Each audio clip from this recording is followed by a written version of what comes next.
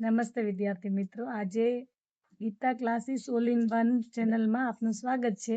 અને આજે આપણે ધોરણ 3ના ગણિતના દાખલા બોક્સ મેથડના શીખીશું, જે આ પ્રમાણે છે. ચલો હું નિવ્યાનને સમજાવું છું. નિવ્યાન, જો આપણને આપ્યો છે દાખલો કે 63 ગુણ્યા 54. હવે આને આપણે બોક્સ મેથડ બનાવવાની છે. તો બોક્સ મેથડ બનાવવા માટે આપણે પેલા કહેવાનું છે કે કેટલામાં 3 નાખ્યા તો 60 થયા.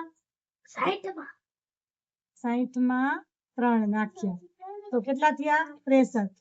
અને પછી અહીંયા આપણે ગુણાકારની નિશાની કરીશું અને કેટલાના 4 નાખ્યા તો 54 થયા? 50ના 50 વત્તા 4. હવે આની આપણે બોક્સ મેથડ બનાવશું. ચાલો સમજાણું? હવે આ બોક્સ મેથડમાં આપણે શું કરવાનું? પેલા આ બેનો ગુણાકાર લેજો. કોનો? 50 અને 60 તો 60 ગુણ્યા 50 અહીંયા લેજો.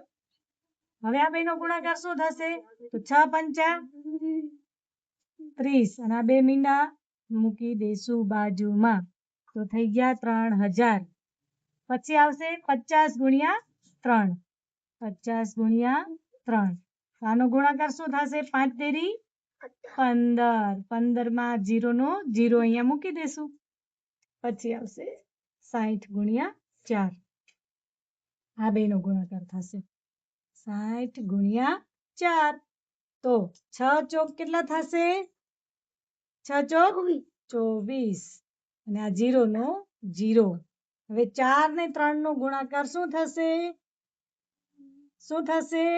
4 તેરી 12. 12 ના 12 થઈ ગયું. હવે આપણને જે જવાબ મળ્યા છે આ આપણા જવાબ છે. જવાબ છે એનો આપણે કરશું સરવાળો. શું કરશું? સરવાળો કેવી રીતે કરવાનો? પહેલા લેશું 3000, પછી લેશું મોટી રકમ કઈ છે એ લેશું આપણે 240, પછી એનાથી નાની 150 અને પછી નાની છે 12. તો હવે એનો સરવાળો શું થશે? 2 ના 2, 4 માં 5 નાખો તો 9 ને 1, 10 નો 0 વધી 1, 1 ને 2, 3 ને 1, 4 ને 3 ના 3. તો આપણો જવાબ આવ્યો 3402. હવે આપણે જોવાનું છે કે આપણો જવાબ સાચો છે કે ખોટો. તો આપણે આ ગુણાકાર કરીને જોશું. તો બે રકમનો 0, 5 તેરી 15 નો 5 વધી 1, 5 6 30. 30 માં 1 નાખો તો 31. હવે આવશે બીજી રકમનો 4 તેરી 12 નો બગડો વધી 1, 4 6 24 ને 1 25. હવે આપણો જવાબ જોઈ લેશું. 2 ના 2, 5 માં 5 નાખો તો 10 નો 0 વધી 1, 1 ને 1, 2 ને 2, 4 અને 3 ના 3. તો આ આપણો જવાબ સાચો છે. તો આપણને બોક્સ મેથડ આવડી ગઈ.